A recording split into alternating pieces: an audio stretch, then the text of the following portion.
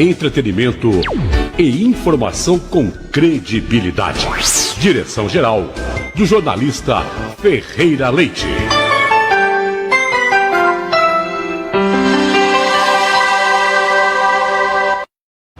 Você está diante do seu futuro e é tudo uma questão de escolha. Você pode escolher esperar as coisas acontecerem ou definir o seu próprio caminho. Quem escolhe hoje os planos de previdência do Sicoob sabe o que esperar lá na frente.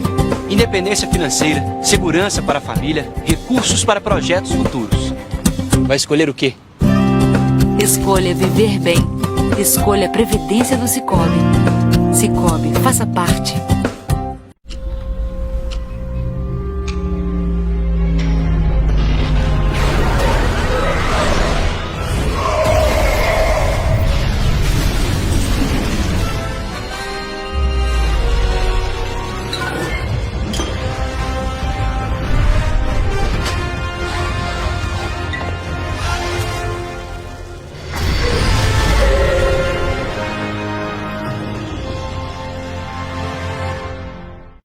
A magia do leite é o sabor de um queijo fresquinho, manteiga no pão, receita gostosa do coração. Nada melhor do que estar em sua companhia. Leite Cooper.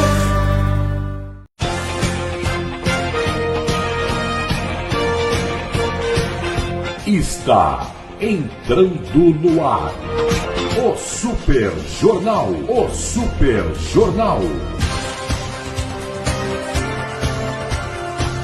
Com a equipe de jornalismo da Rádio e TV Imprensa.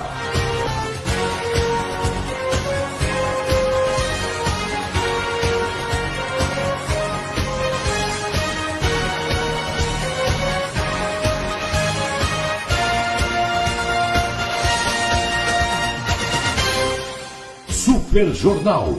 Oferecimento da Cooperativa de Laticínios de São José dos Campos e Sicoob Crescei, Cooperativa de Crédito.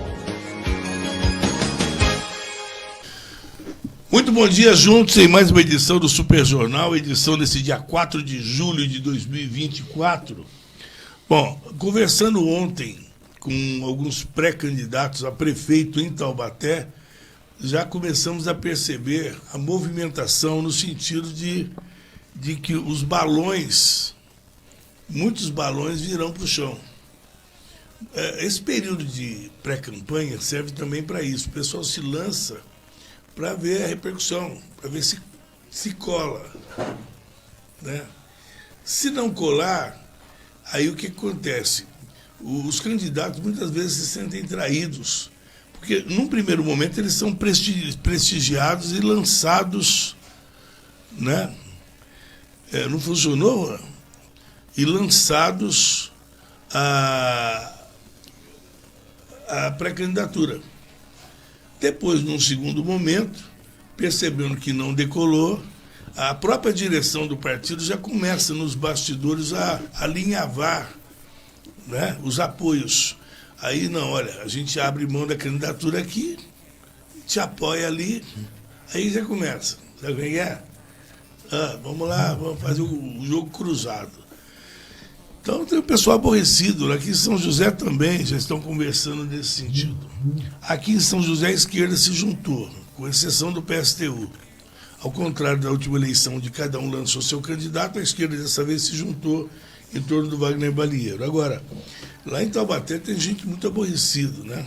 Porque lá está polarizando mesmo entre o pessoal que vai ficar com o Bolsonaro, todo mundo brigando para ficar com o Bolsonaro, uma briga danada. Não, mas era eu o candidato do Bolsonaro. Não, era eu. Aquela coisa, sabe? Coisa de briga de rua. E o pessoal que fica lá na sombra do Ortiz. Com Ortiz ou sem Ortiz? Né? O Taubaté também não sai dessa, né? Não sai dessa. Fica sempre o cachorro correndo atrás do rabo, né? Daqui a pouco vão atrás do como é que é o nome dele? Que ele foi preso, coitado. Gente boa, né? Foi preso, coitado. Mas essas coisas acontecem, né? Prisãozinha aqui, de leve. O Peixoto. Peixoto, gente boa, né? Muito bacana o Peixoto. Bom, apontando aqui os nossos convidados de hoje, né, eles não querem falar de política, mas não tem como não falar, na verdade, até porque todo mundo não aguenta a conversa. Todo mundo que vem aqui fala assim, não, porque precisamos melhorar a saúde. Eu não sei como é que pode essa história de saúde, né?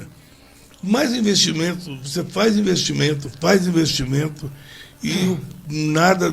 Isso é um assunto que nós vamos morrer ouvindo falar isso aí, né? A saúde. Ontem foi a mesma história. Aqui em São José, nós sabemos, temos aqui o Hospital Municipal, né? Temos a Santa Casa, temos, inclusive durante a pandemia, nós batemos recorde de leitos aqui, né? Um trabalho em conjunto, público e privado. E a Santa Casa de São José hoje tem sido muito elogiada, até porque ela passou a ser referência, né? Em vários setores. Por isso nós estamos aqui com ele é o diretor técnico da Santa Casa, o doutor Danilo Stanzani, está aqui à minha esquerda. Mostra ele aqui para mim. Senhor simpático aí, ó, cara de prefeito, jeito de prefeito, fala igual prefeito. Esse todo que vai ser prefeito. Já vai causar ciumeira no Anderson. Pronto, a confusão. Doutor Danilo, como é que você está? Obrigado pela presença. Bom dia, Ferreira. Bom dia aos colegas aqui da mesa. É um prazer voltar aqui depois de tanto tempo. Não está brigado comigo? Não? De maneira nenhuma. Você estava com raiva de mim? Como paciente, né? A gente tem que separar as coisas. Então. Você tem que ser paciente com o paciente. Doutor, o senhor já foi secretário de saúde também, o senhor sabe como é que é isso. O povo sempre se apega na questão, porque era saúde, precisa melhorar a saúde, contratar mais médicos, tem que ter mais vagas. A gente passa a vida escutando essa história, né? É enxugar gelo mesmo, não tem como. Não, eu acho que não é enxugar gelo. Eu acho que é uma situação muito diferente. Quando a gente pensa na estrutura, né, no que a saúde precisa, é muito diferente da educação, por exemplo, né? A educação, quando você contrata uma tecnologia nova para você ter aulas à distância, né, teleaulas, você reduz o custo desse serviço de educação. Na engenharia, quando você arruma um software que faz projeto, você reduz o custo de um projeto novo. A tendência é que a tecnologia ajude a reduzir custo. Na saúde é totalmente diferente. Você descobre uma técnica nova, um medicamento novo, ele encarece em muito o tratamento já estabelecido, né? Quando eu estudava, a gente tinha em métodos de imagem o raio-x e o ultrassom. E o ultrassom era muito mequetrefe, né?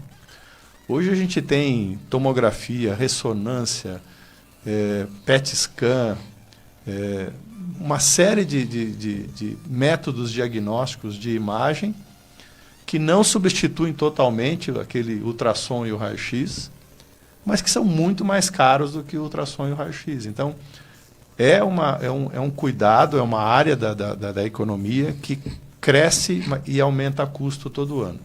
Para você ter uma ideia, a inflação na saúde costuma ser 50% maior do que a inflação do mercado. Então, realmente é uma área que consome muito dinheiro, mas a gente tem que sempre buscar eficiência, gestão adequada, para a gente fazer mais com o recurso que a gente tem. O senhor está falando a respeito de custos. Nós sabemos que determinados exames não são solicitados com tanta frequência. E aí fica aquela dúvida. É vantagem, de repente, para a prefeitura adquirir aquele equipamento, que muitas vezes vai ficar por um bom tempo parado, não vai ser acionado com tanta frequência, ou terceirizar, né? Como é que funciona isso? Como se chega a essa conclusão do que é o melhor? É uma análise econômica, né, e técnica, qual é a demanda necessária, né, a demanda que tem para realizar de oferta, e aí se avalia custo-benefício de você ter o próprio e ter o terceirizado. São procedimentos, às vezes a gente tem, eu não vou lembrar direito os números que a prefeitura tem, mas o exame de tomografia é um exame que tem com muita frequência. Então tem 2 tomógrafos dentro do hospital municipal. A ressonância, eu lembro que está tendo estudo para colocar uma ressonância, porque é bastante demandada, principalmente na parte neurológica e ortopédica. e já está tendo estudos para colocar uma ressonância dentro de uma ferramenta municipal. Por outro lado, tem exames tipo polissonografia. O volume é pequeno, então vale a pena você terceirizar, contratar de uma empresa que já faz isso com bastante expertise, para você não ter todo o investimento de recurso financeiro num determinado exame que não vai ter a demanda necessária. Só que a saúde tem uma outra peculiaridade. Eu lembro, em 2004, a gente inaugurou a UPA do Novo Horizonte. E para calcular o número de pacientes do Novo Horizonte na UPA, para a UPA, né, e o tamanho da UPA, a gente foi no hospital municipal, que era a UPA mais próxima, o pronto atendimento mais próximo, e fizemos uma pesquisa por vários meses para saber quantos pacientes era da região do Novo Horizonte. E fizemos uma UPA para o tamanho dessa demanda de pacientes no hospital municipal. Quando abriu a UPA, a gente explodiu de demanda lá, foi uma coisa de louco, tivemos que reforçar a equipe, ampliar. Toda vez que você aumenta a oferta, você cria demanda. A saúde, isso é muito evidente, é muito claro, e a gente tem que se preparar sempre para essa possibilidade. Ele não aguenta ficar muito tempo sem a circulação normal, né? É o que mais sofre. O rim tolera mais esse tempo sem a circulação. Então a gente faz fígado, rim e medula óssea, que a gente já vem fazendo há algum tempo. O cardíaco a gente estuda ainda não temos esse projeto estabelecido, estamos em estudo, mas o fígado e o rim são bem estabelecidos. O fígado a gente foi por 3 anos consecutivos o hospital do interior de São Paulo que mais transplantou fígado.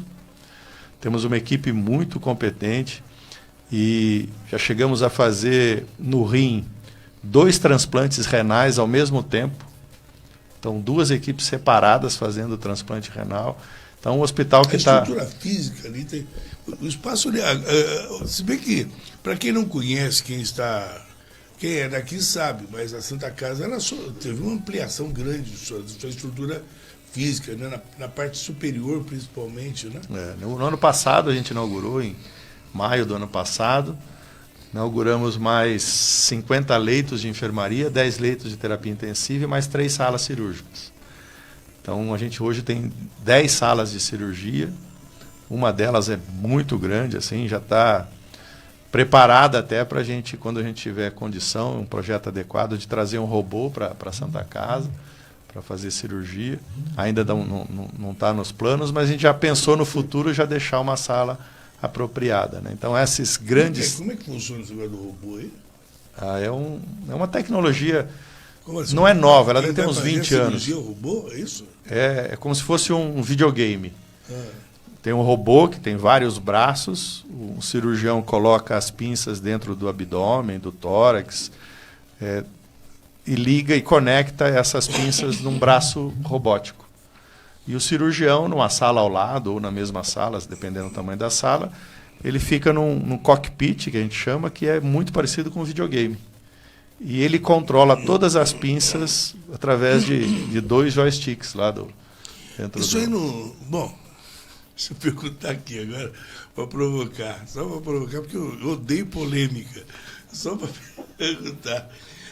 O doutor José Eduardo Domingues está aqui comigo, à minha direita. Ele é angiologista, cirurgião vascular. Eu acho que são coisas similares, né? Mas, doutor, essa questão do robô, o doutor Danilo está falando aqui, isso aí não desemprega? Porque a gente imagina que seria necessário uma equipe grande para fazer isso. É a mesma coisa de você falar assim, ver o pessoal do sindicato, que fala sindicato, que o Danilo levanta e vai embora.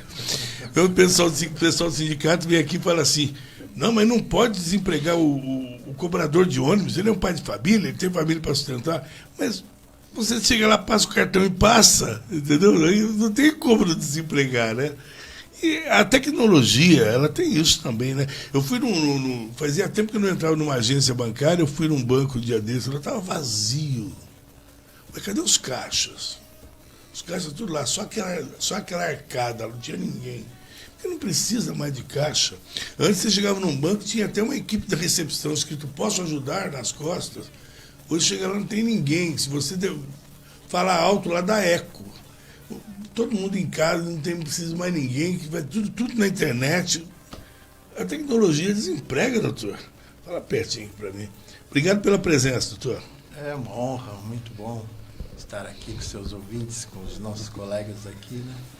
Olha, dependendo do assunto, por exemplo, numa rede bancária, desemprega. Tá pedindo para o senhor chegar mais perto. Mas, você pensando na questão, como o doutor Danilo citou, vai empregar mais pessoas. É mesmo? Vai, porque você vai ter que ter lá o técnico, você vai ter que ter aquele que vai editar a imagem.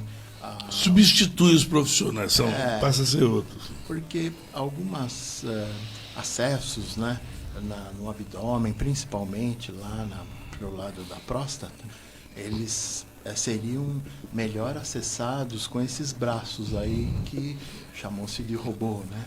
Então, seriam uns braços, umas pinças que atingem ao determinado local, que seria muito difícil chegar. Com mais precisão, né? Com mais precisão, menos agressão de outras estruturas ao redor, né?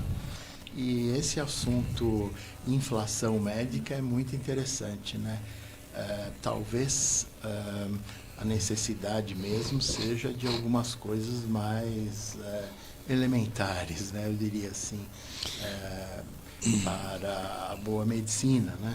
Doutor, o senhor esteve aqui uma vez conosco e foi muito polêmico, inclusive está no YouTube essa sua participação, muita gente comentou, porque no auge da pandemia, aquela polêmica toda da Rede Globo batendo no presidente, aquela polêmica toda em torno como é que era o nome? Era... O que o Bolsonaro defendia mesmo?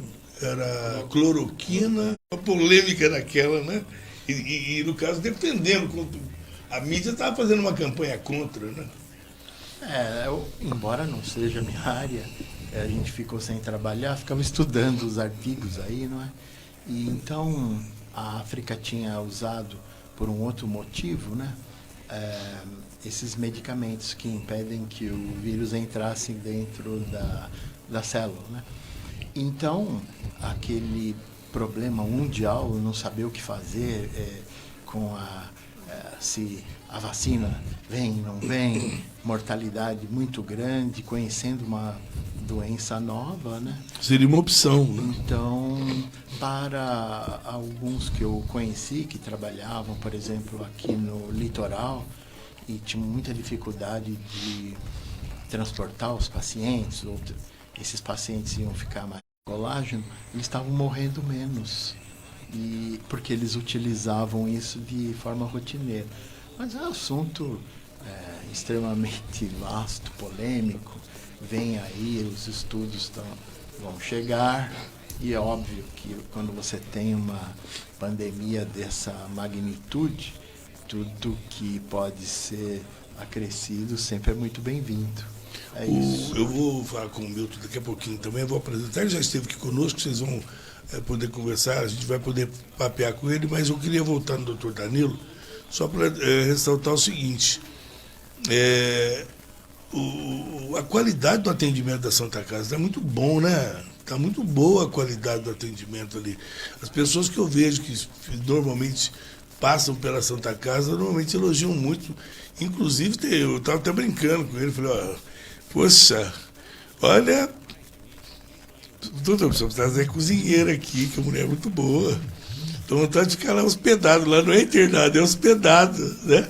O pessoal atende bem, sabe? Um pessoal carinhoso no atendimento, tudo certinho. Você não vê nada, tudo arrumadinho, tudo limpinho, tudo nos horários certinho. É tudo tão bacana quando você vai e o atendimento... Sabe por que eu estou falando isso? Porque eu passei por lá também, e a gente pode... Porque a gente entra como paciente, mas o olhar de repórter não foge. Você fica observando as coisas. Você acha que... Ainda mais quando você tem gosta de ser crítico, você fica procurando. Mas aí é importante, porque no Brasil, a expressão que o prefeito Anderson usa, que é a política da desconstrução.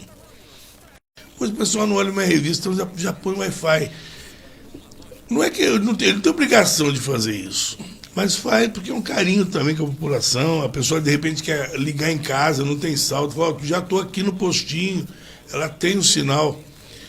Eu não vejo uma pessoa ligar no rádio para falar, olha, poxa, que bacana, isso foi legal que a prefeitura fez, o prefeito fez, a Secretaria de Saúde fez. Olha, que bacana, o laboratório lá é muito bom. Agora, deixa faltar um médico para você ver. Aí a pessoa faz desabar o mundo. Não, porque eu fui lá, não tinha médico. As pessoas no Brasil permanecem só de reclamar. Quando for, ninguém vive sem incentivo. Se você não elogiar as coisas que são boas... Um dia eu fui na Santa Casa ali, eu fui no dia errado. Aqui em frente ao... Eu cheguei aqui na praça ali, eu fui no dia errado. A moça falou, o senhor veio no dia errado, não é hoje, é amanhã. Eu falei, o que eu estou fazendo aqui? Né? Ela falou, então o senhor vai ter que voltar amanhã. Mas ela me abriu um sorriso, então eu falei assim, olha, mas com um sorriso desse eu volto todo dia. Olha a simpatia do atendimento. A moça se atende com tanto, sabe? A gente percebe que atende com prazer. Essas coisas a população não ressalta isso. Quando é bem atendido, a pessoa não elogia. Agora, quando acha que é mal atendido, faz um escândalo. A gente precisa acabar com esse hábito de desconstrução, de só apontar coisas ruins. Né? O elogio, ele não te custa nada, mas ele vale muito para quem recebe.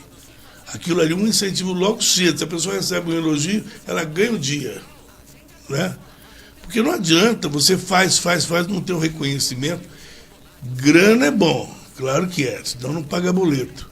Mas o reconhecimento tem um valor incalculável, né, doutor? Isso é fato, né?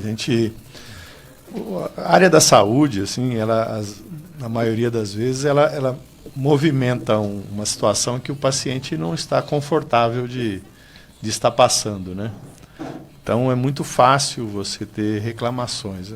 A taxa de aprovação da Santa Casa é bastante alta, é acima de 80%. Temos também problemas, não resta dúvida, a gente tem 1.800 funcionários, né? Às vezes o funcionário não está contente, não está no melhor dia, então tem uma resposta atravessada, então vira e mexe a gente tem que corrigir algum rumo, alguma coisa assim. Mas realmente o provedor é uma pessoa que preza muito pelo cuidado com as pessoas, né? O lema da Santa Casa, né, a forma que a gente tem de modelo assistencial, que a gente chama, é uma ideia do provedor que a gente tenta contaminar todas as pessoas, que é acolher, respeitar e cuidar. Então todo o crachá nosso tem isso escrito num bottom, para que seja a forma de tratar os pacientes. E quando esses funcionários recebem elogio, realmente isso reforça essa ideia do provedor, do Ivan Molina, de fazer o melhor para as pessoas sempre que estão no momento delicado da vida normalmente, né? O Milton, eu queria perguntar, o Milton ele é pré-candidato a vereador, está bem qualificado, já esteve aqui conosco na cidade de Ubatuba. Né? Nós temos recebido aqui as pessoas que vêm de Cruzeiro. Amanhã, por exemplo, estaremos com o presidente da Câmara de Taubaté, um candidato em potencial fortíssimo, que o Vale precisa conhecer melhor, lá de Cruzeiro. Também estaremos... muita gente, vem gente de fora mesmo, vem... Quem mais? Aqui vem o pessoal de Santo Antônio Pinhal, de Campos do Jordão, Ubatuba, São Sebastião, aquela galera toda lá já vem aqui. Encontrei com o Zé Ernesto um dia desse, lá no lançamento da campanha do CAE, lá em Campos do Jordão. Né? A movimentação política está grande ali no litoral também. Né? Deram o título, a sua prefeita recebeu o título de cidadã caraguatubense. Recebeu mesmo? Sinceramente, não sei. Não, mas deram o título para ela. Dar um bom dia, né, a todos aqui presentes. Aí, já está eleito. Não, porque esse negócio é que toda a oportunidade que nós temos aqui, e quando você falou da desconstrução, eu também ratifiquei isso aqui. Porque, por exemplo, a área da política é muito complicada, né? Ela é complexa. E quando a gente faz um trabalho, a gente tem que fazer um trabalho de proposta, de construção. Na área da saúde, eu trabalho na área da saúde, mas eu trabalho como socorrista da UTI, lá da emergência. ele faz transferência de entubados, pacientes graves. Ubatuba é uma cidade, por exemplo, quando fala da saúde, tem muitos problemas, sabe? Quando eu fico observando, né, uma área de administrador, fico assim, observando, é difícil, é complicado, porque as relações humanas, elas são essenciais para o desenvolvimento e sucesso do nosso trabalho. Então, quando eu olho essa questão da política, né, ter um reconhecimento diferenciado em termos de vencimentos das outras categorias, né? O que diferencia quem trabalha na saúde, quem trabalha, por exemplo, numa área administrativa do poder público? O senhor também já foi secretário de saúde, o senhor deve saber disso. Porque as pessoas... É uma coisa diferente você lidar com vidas. Aquilo que o senhor disse agora há pouco, às vezes as pessoas deixam os seus problemas em casa e às vezes abdicam dos seus problemas em prol do problema do outro. Às vezes você dá um desconto, poxa, esse paciente é chato, mas pô, ele está doente, né? Então dá um desconto para ele. Então, não precisaria ter um olhar especial para o servidor da saúde, no caso do serviço público? Na prefeitura, o recurso humano, né, é regido por lei, tem os cargos, né, que vai até o cargo 21, 22, 23, eu acho, e cada categoria se enquadra em um desses cargos que diz a respeito também aos vencimentos.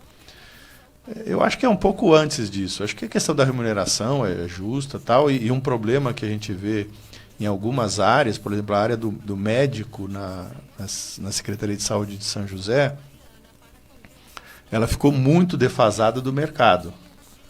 Então, o salário de quem está entrando para fazer 20 horas semanais dentro da prefeitura deve estar gerando em torno de R$ 3.400, R$ 3.500. Se você vai para o mercado, né, isso é o valor de um plantão de 24 horas que um médico faz. Então, fica incompatível com a realidade do mercado. Isso? Qual o prefeito que resolve um problema desse? O Isaías, há pouco tempo, em Jacareí, estava lá. Pessoal, porque a oposição é implacável. Né? Cobra, reclama, eles pressionam que faltam médicos, ele abre o concurso, mas não tem médico por aqui. O médico não se apresenta. Outras profissões. Não é interessante, doutor? Trabalhar no serviço público não é vantajoso? Não atrai a classe médica? O que o senhor acha?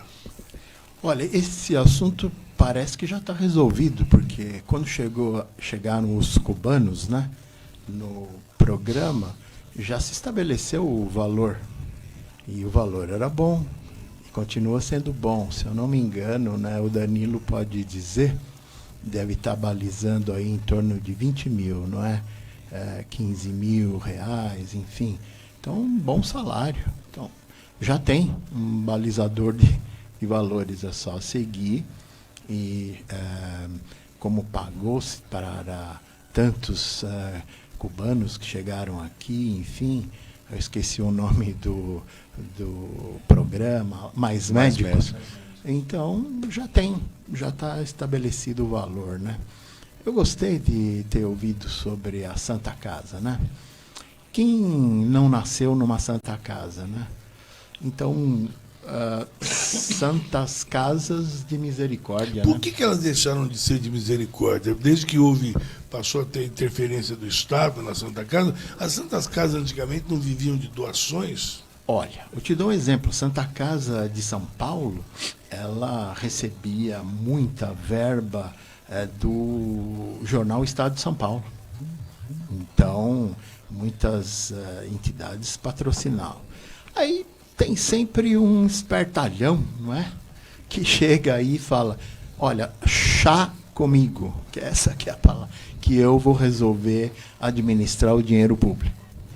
E aí resolve, então, deixar todas essas casas de saúde, essas Santa Casas em situações lastimáveis mesmo aí pelo Brasil, não é? Então, esse resgate, da dignidade das Santas Casas me deixa muito contente. E doutor Danilo, aqui para você entender, eu já fui diretor clínico há muitos anos atrás, lá do Hospital Pio XII.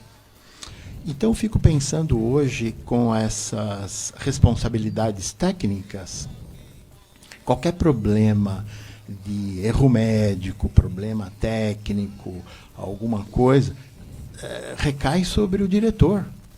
Então, a responsabilidade é muito grande de manter minimamente as condições de funcionamento, não é?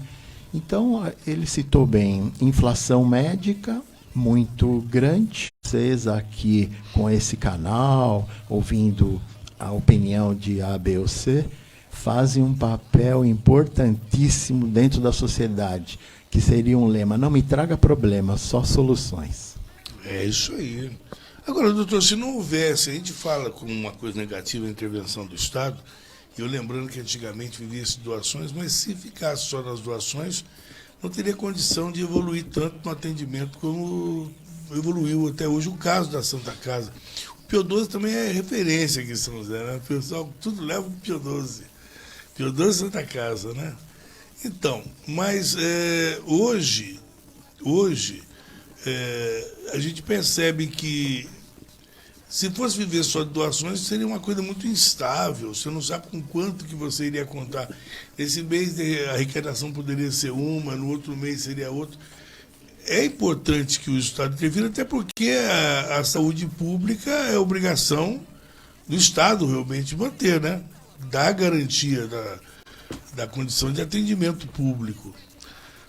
A questão da misericórdia, né, como era chamada, e é importante falar, né, o Dr. Domingos citou a importância das Santas Casas. Mais de 60% dos leitos hospitalares do estado de São Paulo estão nas mãos de Santas Casas. A gente pensa em São José, tem vários hospitais privados. Quantos leitos são na Santa Casa de São José?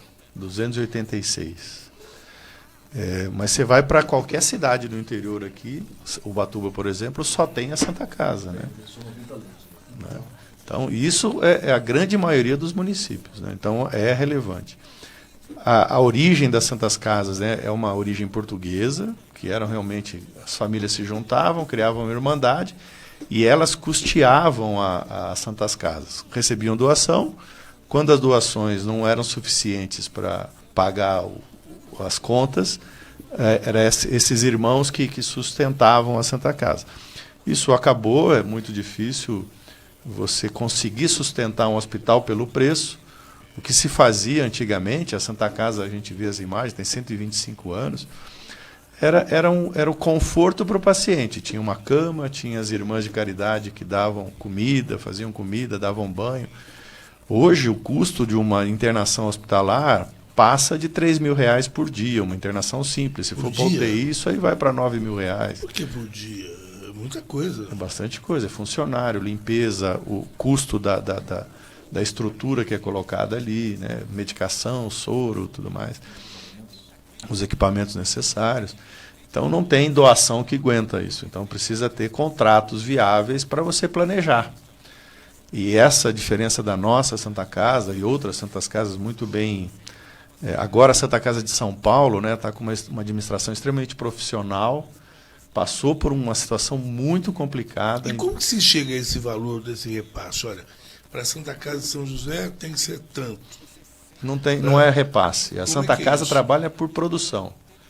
O que ela faz, ela recebe. Normalmente, 2 meses depois do que ela fez. É uma espécie de um convênio? É um convênio com o Estado, né? A Santa Casa de São José tem um convênio com o Estado e que diz as obrigações que ela tem que cumprir, número de consultas, número de exames, número de internações, número de cirurgias.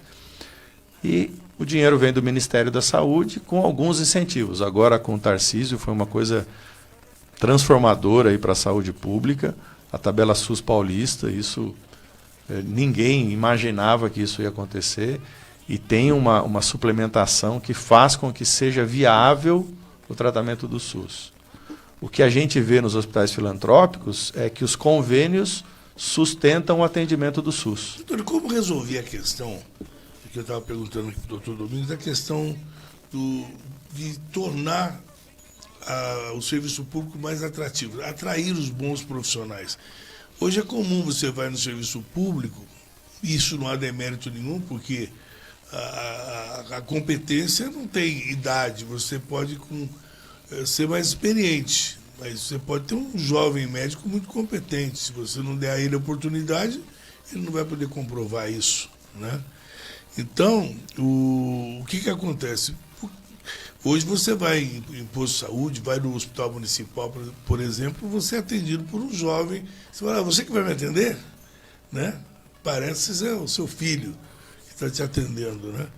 E são muitos médicos lançados aí no mercado. O que está acontecendo? Como tornar atrativo e trazer os grandes profissionais para a saúde pública?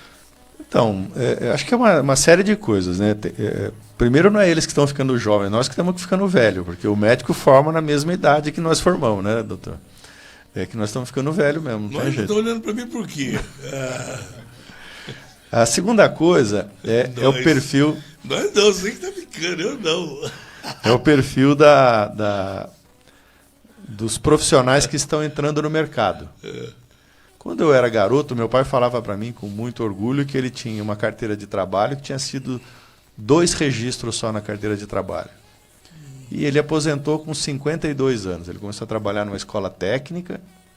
Então, novo, hein? Na escola técnica, ele já assinava a carteira por ser escola técnica. Com 52 anos, ele aposentou. Hoje, a garotada que está entrando no mercado não pensa em carteira de trabalho e não pensa em aposentadoria. São extremamente imediatistas, né? Então, é um perfil diferente. O plano de carreira no município de São José, que foi muito bom para alguns setores, foi ruim para a questão da classe médica. Por quê? Tem a lei que diz assim, o aumento que eu dou para quem está na ativa, eu dou para quem está aposentado. E aí eu tenho tinha, né? Agora não tenho mais, umas incorporações, e tem profissional aposentado que tem salário de 30 mil, de 40 mil. Só que barra na lei federal, na Constituição, do salário ser baseado no teto do prefeito. Então, apesar dele ter um olerite de 40 mil, ele recebe os 23 e paga imposto sobre os 40. Isso é coisa interessante. Então, o plano de carreira se tornou um problema. E você não consegue dar um aumento só para o médico, que está defasado, sem pegar todas as outras carreiras que dentro do mercado estão adequadas. Algumas carreiras estão melhores até do que do mercado. Então, o plano de carreira virou um problema. O Estado já está mudando um pouco isso. Já há algum tempo, ele tem o teto da aposentadoria é o INSS. Se você quer ter uma aposentadoria melhor, você contribui com uma aposentadoria privada e o Estado te incentiva a fazer isso com algum recurso. Então, eles já viram esse problema no Estado e estão mexendo nisso lá. É uma coisa que São José vai ter que pensar em breve, por questão dessa pouca atratividade para profissionais médicos. Todo mês. É interessante essa colocação, porque eu sou uma pessoa simples, não tenho pré-conceitos com tanta coisa, então tenho que tomar cuidado com isso que eu vou falar. Mas, antigamente, época do meu pai, enfim, você tinha lá a importância social de algumas profissões. Qual a importância social de um professor, não é? Então, as escolas estaduais eram muito concorridas, porque os melhores professores estavam lá, eles editavam livros, enfim. A importância social do médico. Aí, a importância social de um juiz, e aí vai, promotor. E aí, alguém ou um grupo decidiu colocar os médicos numa coisa chamada, por exemplo, o que você precisa para a sociedade funcionar bem. São os serviços essenciais. Então, eu preciso de um lixeiro, preciso de um gari, a enfermagem. E aí o médico entrou como um serviço essencial. Então, ele está nesse grupo de remuneração. Como o doutor Danilo disse, como você vai tirar esse médico que entrou como serviço essencial, como você vai mudar o salário dele? Então, é óbvio que não estou dizendo que não é importante o lixeiro, o gari, não, absolutamente.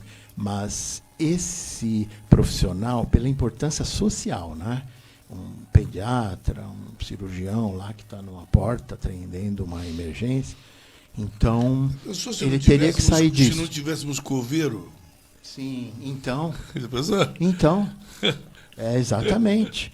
Agora, quando você conseguir tirar o médico do serviço essencial da remuneração, eu acho que já será uma grande solução para os médicos mudarem para cidades menores, ou, enfim, se interessarem bastante em trabalhar no serviço público.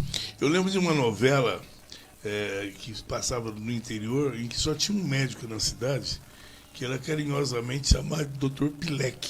Por que será, hein? Querido por todos. Passou mal, chama o Dr. Pilek. Ele chegava lá doidinho, mas estava tudo bem, era o único que tinha. E eu morava numa cidade lá em Minas, onde não tinha, o lixeiro era um só. Ele usava uma carroça, literalmente uma carroça, puxaram por um burro, e uma pá e uma vassoura. A cidade era tão grande que ele limpava a cidade. Ele passava, eu lembro do Lalaio, o nome dele, escurinho. Eu lembro, até hoje, imagens de infância. Ele passava com a carroça, o Lalaio passava, a criançada mexia com ele brincava com todo mundo, ele passava, recolhia o lixo do canto da rua, punha e andava um pouco. E assim ele ia pela cidade inteira. Era o único funcionário da limpeza da cidade. Ele e o burro. Porque se não tivesse o burro, não tinha Lalaio. E era uma figura engraçada. Eu lembro vagamente que ele parece que ele morreu. Como é que chama? Ele pegou uma doença transmissível, eu não me lembro qual era. Que eu lembro que depois que ele morreu, ele morava num barraquinho de madeira. Ele morava num barraco de madeira, no fundo de um lote grande, assim, imagem de infância.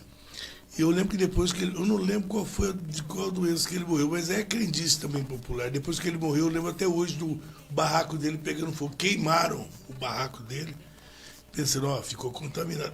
Não lembro do que foi que ele morreu. Ele ficou muito tempo agonizando dentro daquele barraco lá, o pessoal tentando ajudá-lo. E o médico que nós tínhamos na cidade era um farmacêutico. Né, doutor De Alércio, até o nome difícil também. Tá ele bom de memória, né? Era o doutor, isso no início dos anos 70. E a rua onde eu morava, eu sempre falo isso, levava o nome do... Era Ferroviário Jorge Cury, que é o pai do Felipe Cury, que está aqui, São José, está aí. Felipe, aliás, precisa vir me visitar, que ele lançou um livro agora. Não precisa de ser escritor agora. Você lançou um livro também, doutor? Não. Doutor, quem canta melhor, o senhor ou o doutor Domingos? Deve ser o doutor Domingos, com certeza. Ele tem cara de cantor de bolero, não é não? Obrigado. Quem canta melhor, o senhor ou o Danilo? O Danilo. Quem canta melhor, na sua opinião, quem canta melhor, o Danilo ou a Margarete? A Margarete. É mesmo? Ela canta. Põe a Margarete cantando aí pra mim, por favor. Agora, depois da Margarete cantar, o Danilo tem que cantar também. Ele não vai perder ponto para ela. Não vai perder. Agora, eu não vou fazer a covardia de pedir pro Jorge Zarur cantar, que você sabe que ele canta, né? Sabia disso, Danilo? Ele canta e toca. Sabia disso, Danilo? O quê? Ele é tenor. Quem? Danilo. O Jorge Zarur. Sim. Então, com ele, então, eu não vou fazer essa covardia. Não, ele me representa cantando. Porque você vai perder a audiência. Não, a Margarete, você enfrenta ela. Ela veio aqui, incorporou Alcione nela, sabia? Olha só, põe a Margarete cantando lá em homenagem ao Danilo Stanzani, vamos lá. Estranha loucura é tentar te entender e não ser entendida. é ficar com você, procurando fazer parte da sua vida. Minha estranha loucura é tentar desculpar o que não tem desculpa. É fazer dos teus erros no motivo. 10, canta bem, muito bem. Não vou nem me arriscar.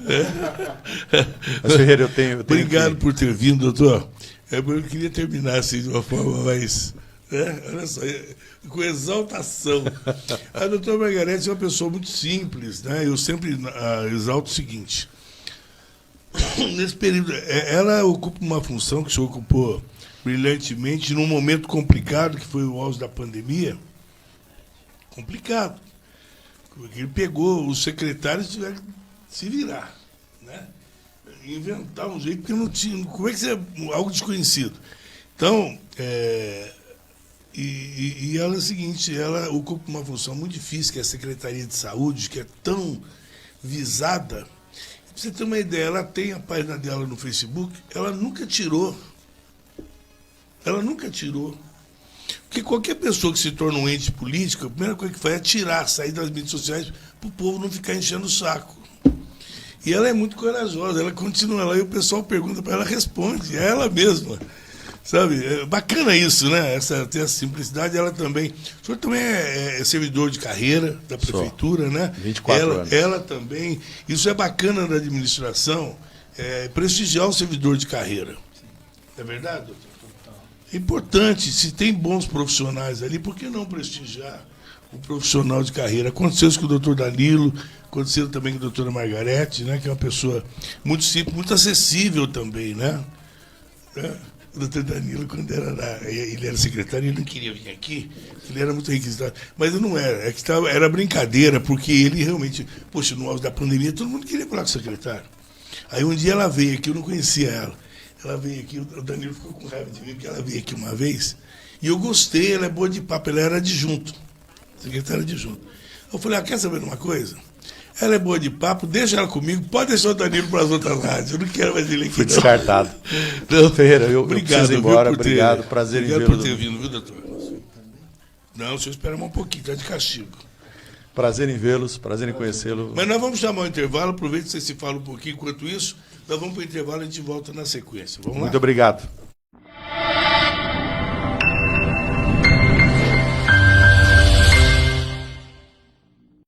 A magia do leite é o sabor de um queijo fresquinho, manteiga no pão, receita gostosa do coração. Nada melhor do que estar em sua companhia. Você está diante do seu futuro e é tudo uma questão de escolha. Você pode escolher esperar as coisas acontecerem ou definir o seu próprio caminho. Quem escolhe hoje os planos de previdência do Cicobi sabe o que esperar lá na frente. Independência financeira, segurança para a família, recursos para projetos futuros. Vai escolher o quê? Escolha viver bem.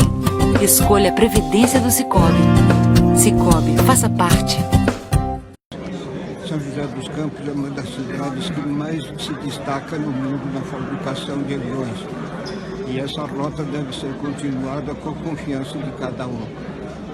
Eu agradeço essa oportunidade de falar na TV Imprensa e que realmente para o futuro nós vamos fazer um futuro completamente diferente e melhor para a cidade, gerando emprego e oportunidades para todos. Um abraço.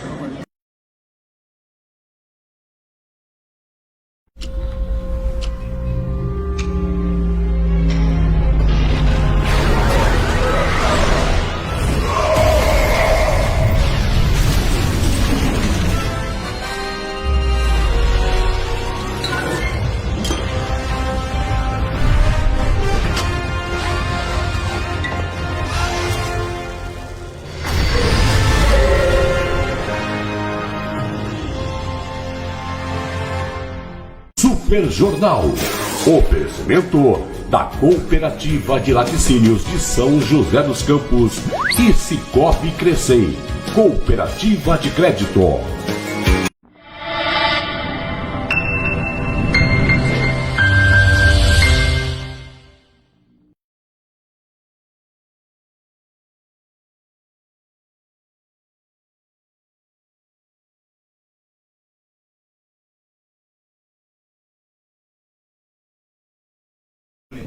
Pronto, vamos lá. Ai, Danilo, viu? Danilo Stanzani. Ele afinou para Margarete, né? Não quis cantar. Mas eu acho bacana quando acontece isso. Vem a figura pública aqui e participa cantando. Eu acho uma demonstração de desprendimento. Porque a pessoa vem aqui e todo mundo sabe que não é cantor. A pessoa brinca porque mostra que está espírito desarmado, se sente à vontade, brinca de cantar. É uma forma de humanizar um pouco mais, porque eles só ouvem reclamação sobre o mesmo assunto. Né? Sobre o mesmo assunto. Fica só... não, porque... Agora, isso que eu estava falando, o Milton sabe bem disso, que ele também é dessa área, o pessoal só aponta as coisas negativas, as coisas boas eles não enaltecem. Como é que o homem público também vai se sentir incentivado a correr atrás se ele não sabe onde é que ele está acertando? Se ele tivesse feedback, olha, isso foi bom, opa, acertei aqui, vamos continuar nesse caminho. Se só vem a coisa, né, só reclamação. E não é possível isso, que só... Sempre tem coisas boas que você pode pontuar, né, doutor? Olha, eu, por hábitos familiares, sempre dei muitas graças pelo alimento que estava recebendo. Meus pais me ensinaram assim, ensinei meus filhos sempre a agradecer, não é? Então, tratando, por exemplo, de algum funcionário da General Motors, ele diz, aquela comida é péssima, por isso que eu tô assim, porque a comida é ruim. Aí quando você vai lá pensar, tem nutricionista, tem uma comida equilibrada, mas sempre a murmuração, a reclamação prevalece. Dentro do hospital, muitas vezes a cirurgia aumenta lá o tempo, e então a gente tem que almoçar. E aí, é o seguinte, pergunta para a enfermeira ou para alguém, não, a comida hoje, doutor, tá horrível. Doutor, eu fui lá na Santa Casa, eu estava brincando com ele, mas é verdade. Se você vacilar, você engorda lá. Porque eu não sei, olha, eu fazia questão, quando chegava eu perguntava assim, quem é que está na cozinha hoje? É fulano. Olha, então, elogia ela para mim, fala para ela que está uma delícia. Olha, você não via a pessoa, mas você via o resultado do trabalho dela. Que incrível. Eu falei, olha, uma vez você viu um frango lá, grelhado, um negócio, que eu falei, olha, esse aqui nem em restaurante eu encontro. Onde é que tem desse? Então, é uma coisa pra você ver, mas é o carinho com que a pessoa, porque na verdade é o carinho com que a pessoa faz. Sim. Não tem nada diferente, é um frango como qualquer outro frango, mas é o jeito, às vezes a pessoa tem a mão boa para fazer a comida, um tempero bom e tal, e você vê ali o que a pessoa não faz um negócio marretado, tipo joga na panela e mistura, sabe? A pessoa tem o carinho de verificar se está no ponto certo. Sim. Então, tudo isso é uma coisa que tem que ser observado. Porque, lógico que você está ali para se tratar.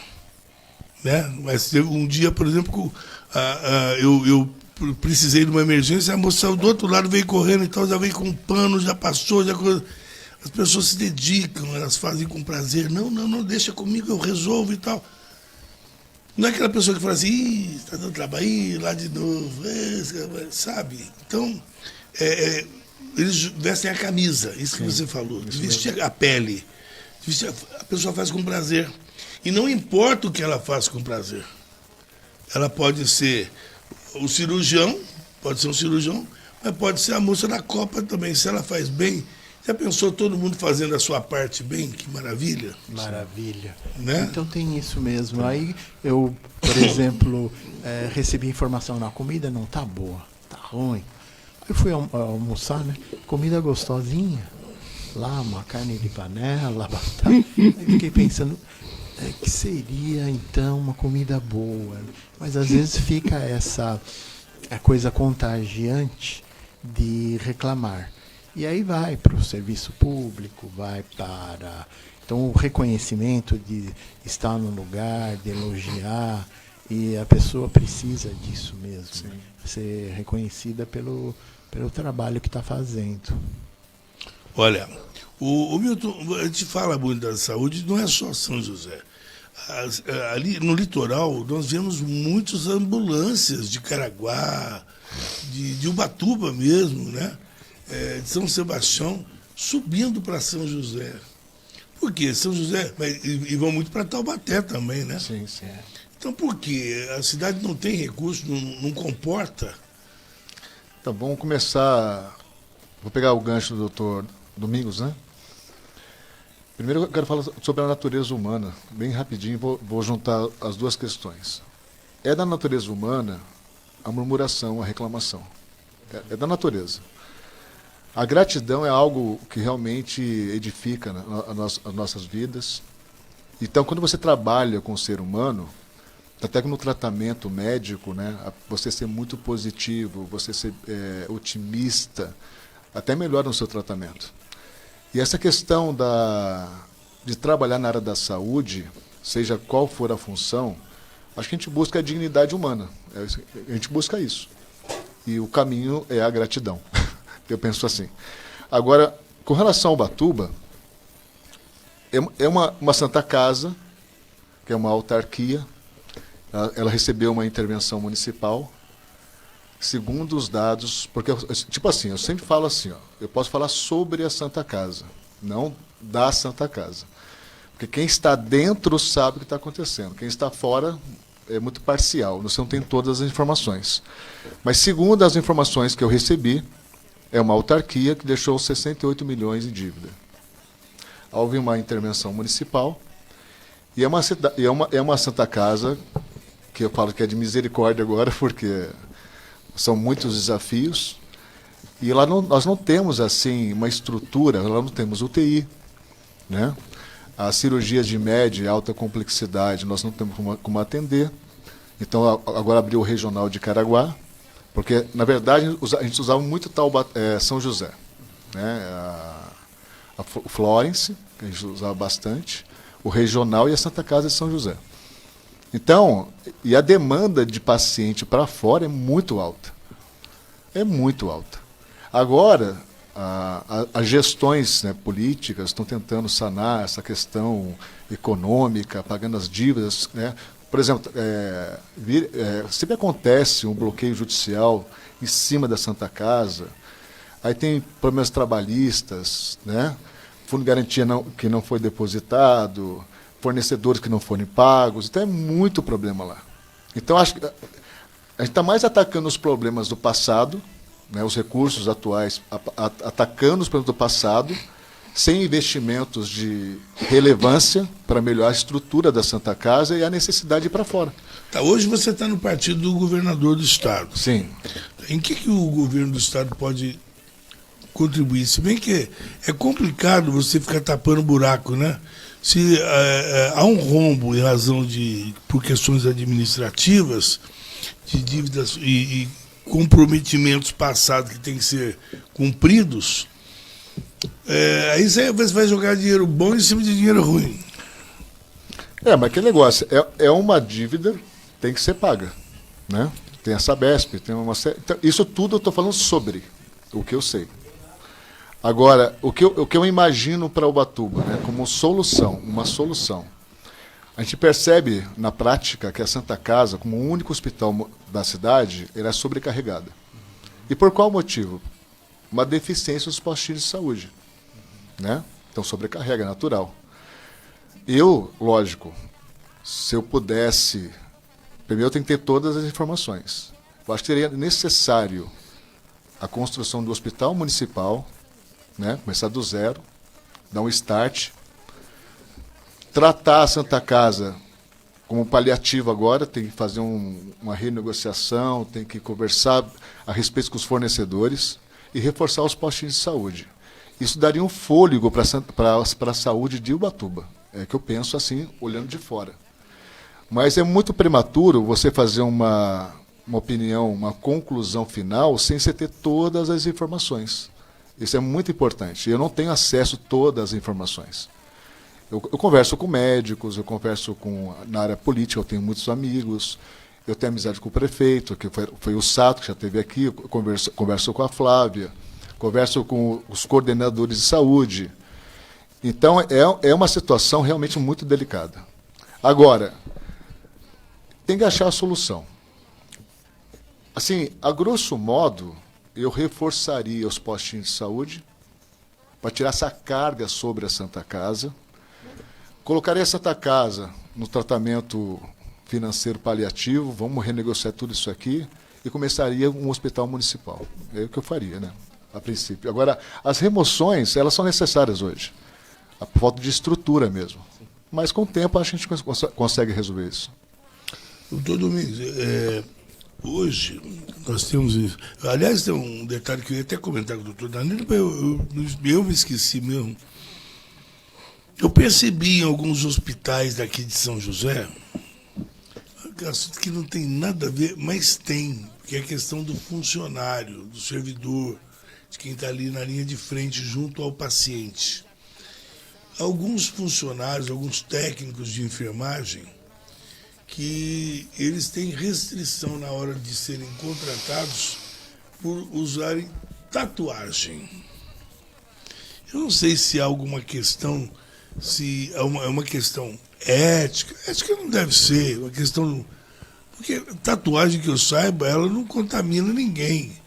Ela pode até causar um aspecto visual não agradável, dependendo do local onde ela é colocado, mas uma vez feita, estando limpa, ela não é alvo de contaminação de nada. Por quê? Eu vi lugares aí onde o funcionário, em plena época de calor, em janeiro, era obrigado a usar o jaleco de manga longa e fechado porque usava tatuagem por determinação dos hospitais. Não porque causa má impressão para o paciente e para os familiares dos pacientes. Como contornar uma situação dessa? Porque às vezes é um baita de um profissional, de uma profissional competente, eficiente, dedicada, mas gosta da tatuagem. E aí? Você vai preterir uma profissional porque ela usa... Como resolver uma situação? É uma questão estética apenas? Como é que funciona isso? Certamente é estético. E a palavra é a desimportância. Muitas vezes, o que se perde de tempo com as desimportâncias numa reunião, numa gestão, não é? Então, isso não tem a menor importância e tem que pular essa página. Mas, doutor, eu estou tocando nesse assunto porque isso é algo recorrente, algo que é um problema atual. Eu pude constatar isso, tanto no serviço público como no privado, de pessoas que que trabalham insatisfeitas. Uma vez uma moça foi atender um paciente, ela estava ensopada. Eu pensei, mas será que ela lavou o rosto e não secou? Não, ela estava transpirando, porque tem gente que transpira muito. Ela falava assim, eu não aguento mais de calor. Realmente o calor pega 3 horas da tarde, quente, barbaridade. Eu falei, mas também olha a sua roupa que você está. Falou, não, é obrigatório. Eu não posso colocar um jaleco de manga curta. Se um paciente, de repente, num momento crucial, ele está precisando de um atendimento, tem um profissional que pode ajudá-lo ali, eu quero lá saber se ele está com tatuagem, se está sem tatuagem, poxa. Né? Não adianta nada a pessoa estar limpinha, né? E não ser tão eficaz, tão eficiente na sua função. Mas é um problema que estamos enfrentando hoje em dia. Muitos profissionais não encontram no mercado, em hospitais, por exemplo, porque chegam lá, tatuagem. Eu estava até comentando, eu até acho que se você vai, por exemplo, contratar uma recepcionista para a tua empresa, que vai ser a linha de frente ali, vai estar recepcionando as pessoas. Aí está com tatuagem aqui, pega aqui inteiro, ó.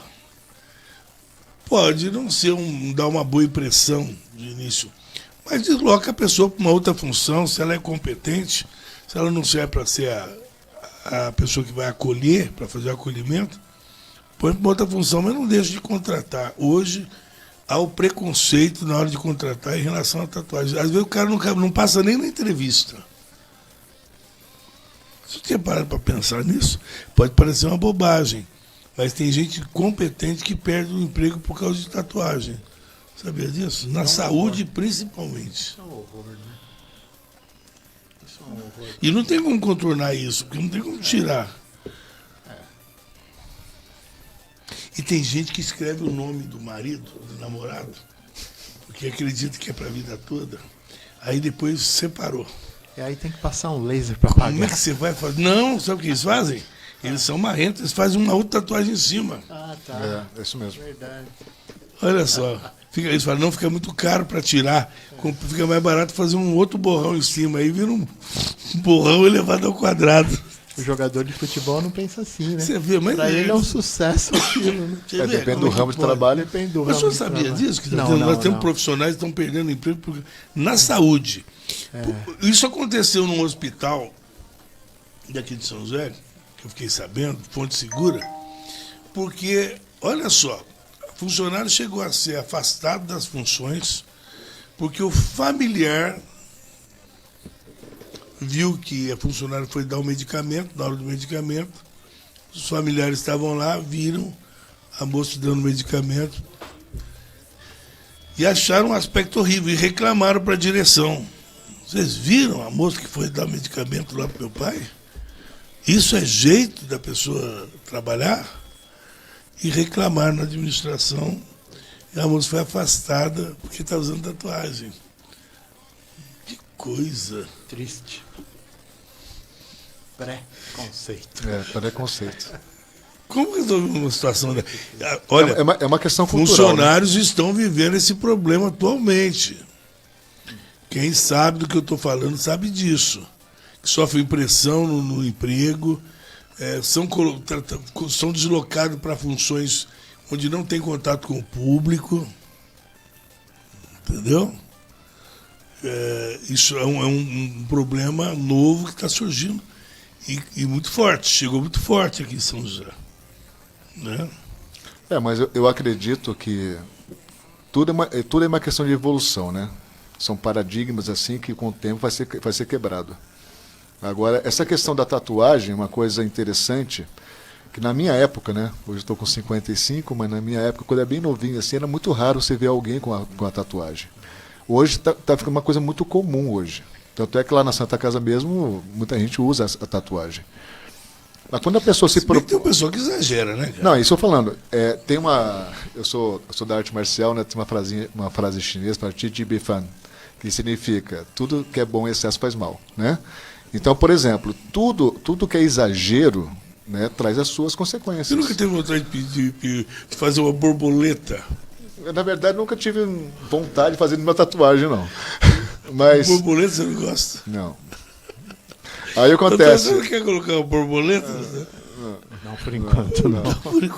Aí acontece, eu sempre trabalhei com essa ideia de você não criar um preconceito com relação a uma pessoa sem primeiro conhecê-la, né? Primeiro na área profissional, depois na área humana mesmo. Agora, eu acredito que com a evolução do ser humano, né, esses paradigmas vão começar a ser quebrados com o tempo. Agora, que é uma coisa cultural mesmo, né? A nossa região, principalmente, ela é muito conservadora, é natural isso. E quem se propõe fazer essa tatuagem sabe que vai enfrentar essa situação, né? Sim. Ela sabe. Mas não pode ter exageros também, isso, sei lá. Uma coisa muito pessoal, muito do indivíduo, né? Toda ação tem a sua reação. E o que acontece? Vamos falar agora, falar mal dos outros. O que acontece se uma mulher se apaixona pelo cara, mas não gosta de tatuagem, o cara é todo tatuado? E aí? Ela abre mão da paixão, porque amo você, mas abro mão em razão da tatuagem. Aí vai dizer, Abenhê, mas eu escrevi seu nome. Tem uma sátira, tem uma sátira na internet, né? O senhor quer fazer outra? Doutor, fala da sátira primeiro. Não, tem uma sátira, né? Que o rapaz está fazendo uma tatuagem, né? Assim, em consideração a namorada dele, e no meio da tatuagem ela termina com ele. É interessante isso. Mas eles fazem isso, viu? Eles escrevem por cima. Sabia, né? Bom, doutor Domingos, qual que é a diferença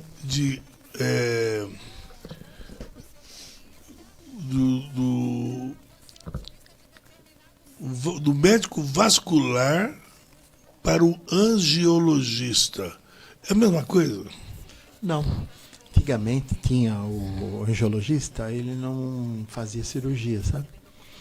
Então ele cuidava das doenças relativas à circulação, porém ele não operava. Aí chega então o avanço, né, das técnicas. O cirurgião vascular tem a parte venosa para ele cuidar e tem a parte arterial. Da parte arterial, nos últimos 15 anos, foi a revolução dos catéteres, minimamente invasivos e que entravam para solucionar problemas no coração, nas artérias, cirurgias menores, não é? E menor mortalidade com maior resultado. Aí também já ficou denominado esses intervencionistas, que seriam os cirurgiões vasculares que trabalham com os catéteres, né? Eles precisam de uma estrutura grande, que é a hemodinâmica, para as imagens, enfim, e retaguarda também das UTIs no pós-operatório. Então ficaram essas divisões dentro da especialidade. Praticamente hoje não existe mais só a figura do angiologista. A sociedade ficou, né? Sociedade Brasileira de Angiologia e Cirurgia Vascular. E ainda agora comporta essa especialidade endovascular, que é a especialidade que lida com os catéteres. Doutor, só uma outra coisa antes também de te liberar. Hoje é muito comum que esse tipo de procedimento seja feito também mais com objetivo estético, que são os chamados vasinhos. Né? Inclusive não é só a mulher que faz, né? Mas principalmente as mulheres que fazem aquele vasinho e tal, fazem aquelas aplicações e tudo mais e tal. E isso também de uns anos para cá se tornou uma mania, né? Se fazer muito menos por necessidade clínica, médica, e muito mais por questão estética. A questão bem colocada, é puramente estética mesmo. E dependendo do apelo, do culto ao corpo, por exemplo, uma mulher que mora na frente da lagoa, lá no Rio de Janeiro, ela mora ali em Ipanema, então é diferente de uma mulher que mora lá, por exemplo, na Suécia. Então, os vasinhos aí, né, as telangiectasias, elas existem aos milhões na pele, porque fazem parte mesmo dessa circulação da pele. Acontece por alguns fatores hereditários, hormonais. Essas telangiectasias aí que ninguém enxerga, por fragilidade da parede, começa a aparecer, então determina uma aparência e a pessoa se sente com a com a autoestima mais baixa e quer tratar. Mas essa questão, ela é somente de estética, de aparência. Isso aí são várias aplicações, não é uma vez só, não, né? Não é uma vez só, porque quando você injeta esses produtos, tem que ficar restrito ali a pele. Não vai ter uma absorção sistêmica, não é? E o próprio sangue que está dentro do vasinho dilui o que se injeta. E ali, se você também injetar muito, você pode passar da vênula para a arteríola. Aí você causa lá uma lesão, uma ferida, Então é uma coisa mais lenta. Eu fico imaginando aqui, ó, ele mora em Ubatuba, ele é de Ubatuba. Isso. Então imagina ali as mulheres da região de Praiana ali, que fica ali, tá sempre na praia. Então tem que cuidar bem do visual. Então ali a clientela é em massa. É massa. Eles sobem, eles vêm aqui, enfim, para cuidar-se. Porque tem essa coisa, né, da bermuda, Homem também faz cuidando da estética? É raro.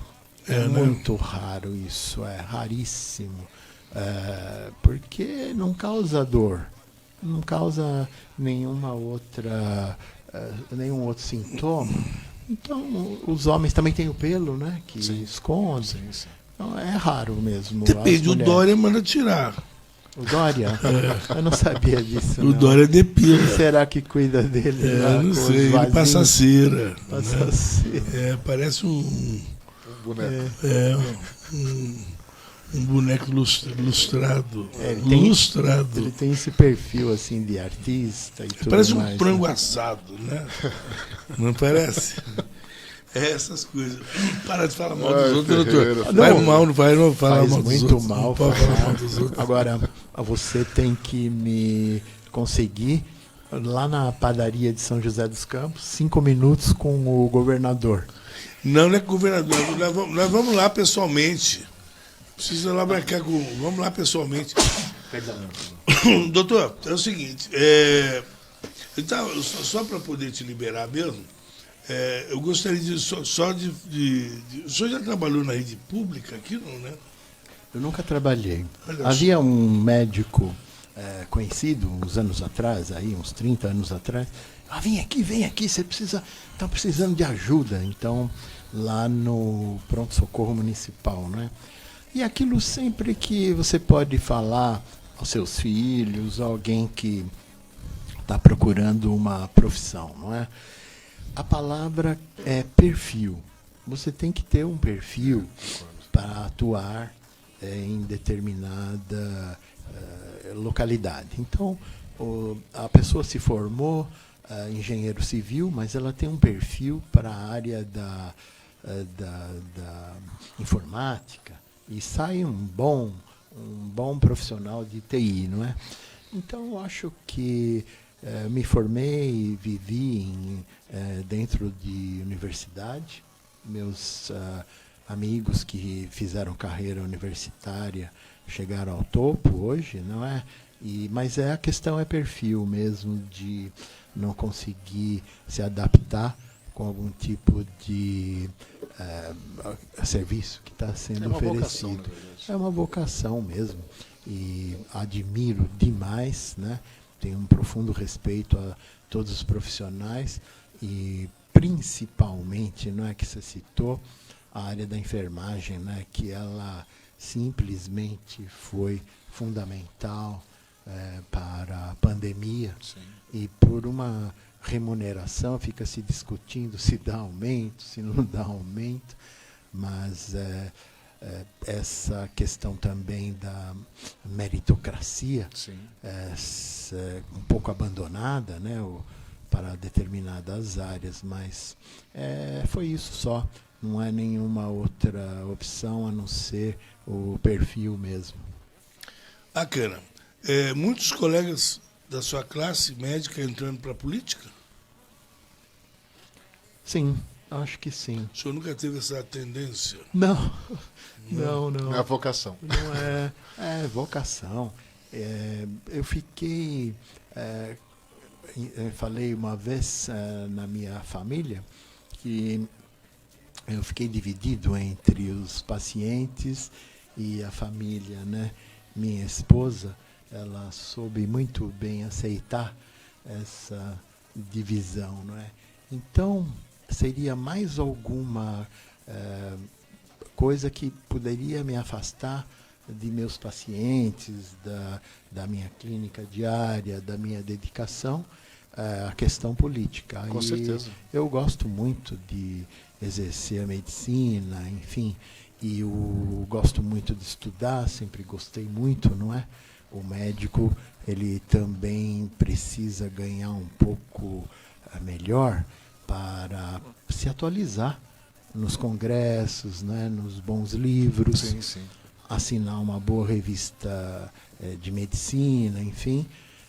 Mas eu realmente não tinha essa vocação nem essa vontade.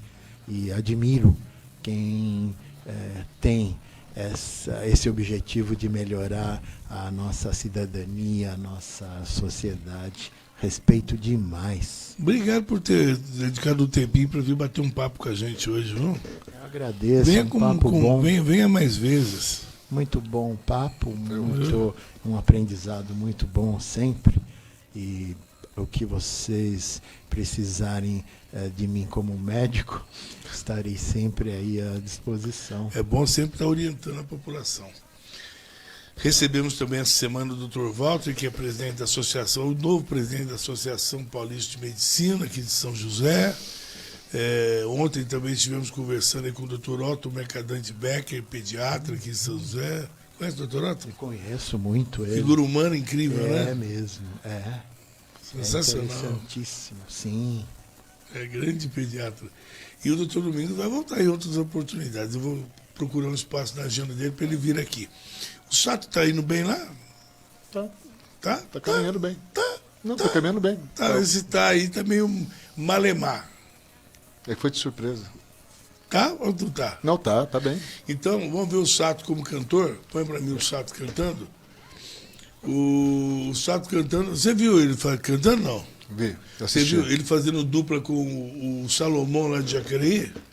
2 pré-candidatos. De Ubatuba juntamente com o pré-candidato de Jacareí. Formaram uma dupla terrível. Não, no bom sentido. Terrível. E com eles cantando, nós vamos para o intervalo. A gente volta daqui a pouquinho para encerrar para a última parte do jornal. Vamos lá. Canta, Sato. Vai. Ele é ousado, ele pegou uma música alta. Só para mostrar. Soltou os peitos aí, olha só.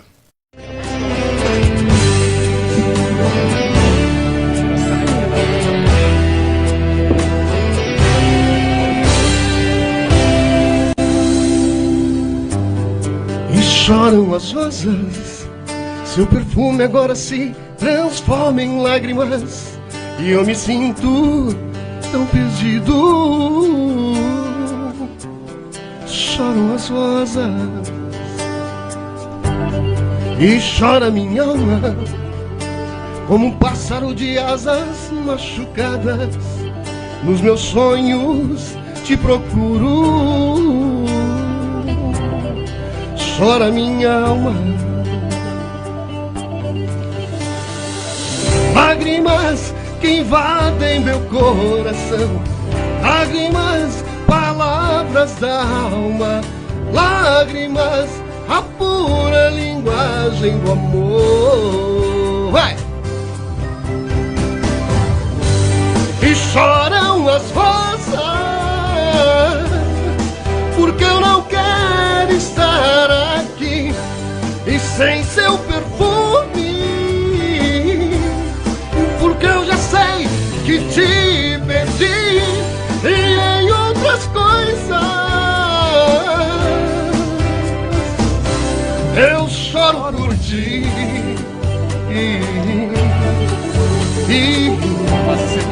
Vamos lá, Olá. Volta o seu cheiro que eu sentia quando você me abraçava, sem teu corpo, sem teu beijo, tudo é sem graça. Lágrimas que invadem meu coração, lágrimas, palavras da alma, lágrimas, a pura linguagem do amor.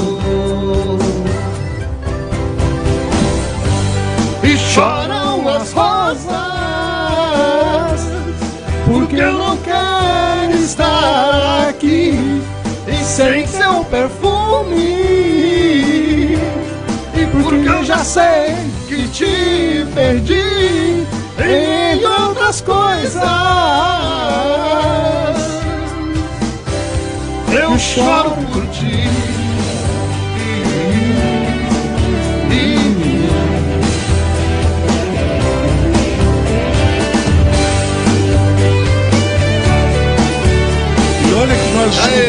aí uma nova dupla.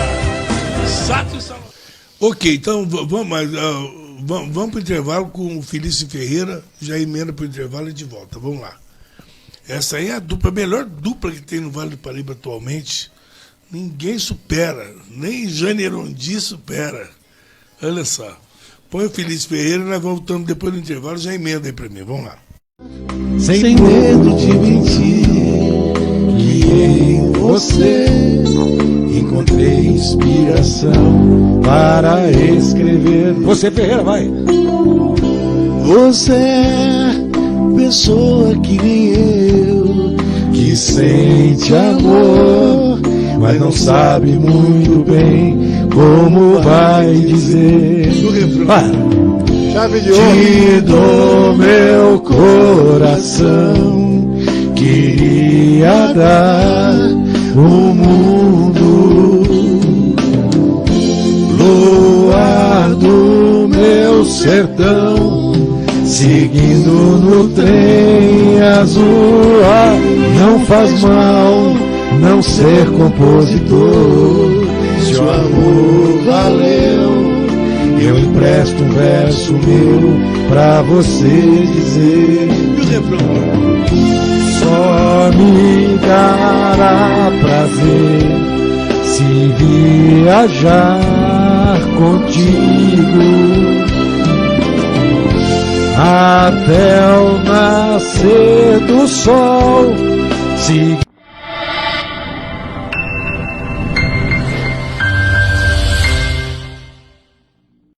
A magia do leite é o sabor de um queijo fresquinho, manteiga no pão, receita gostosa do coração. Nada melhor do que estar em sua companhia. Você está diante do seu futuro e é tudo uma questão de escolha. Você pode escolher esperar as coisas acontecerem ou definir o seu próprio caminho. Quem escolhe hoje os planos de previdência do Cicobi sabe o que esperar lá na frente. Independência financeira, segurança para a família, recursos para projetos futuros. Vai escolher o quê? Escolha viver bem. Escolha a Previdência do Cicobi. Cicobi, faça parte. São José dos Campos é uma das cidades que mais se destaca no mundo na fabricação de aviões. E essa rota deve ser continuada com a confiança de cada um. Eu agradeço essa oportunidade de falar na TV Imprensa e que realmente para o futuro nós vamos fazer um futuro completamente diferente, melhor para a cidade, gerando empregos e oportunidades para todos. Um abraço.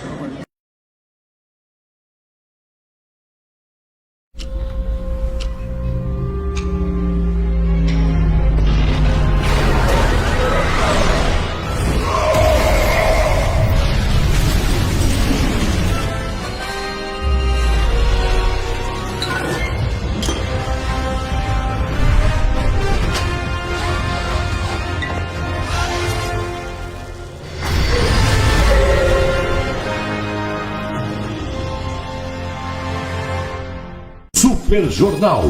Oferecimento da Cooperativa de Laticínios de São José dos Campos e Cicobi Crescei. Cooperativa de Crédito.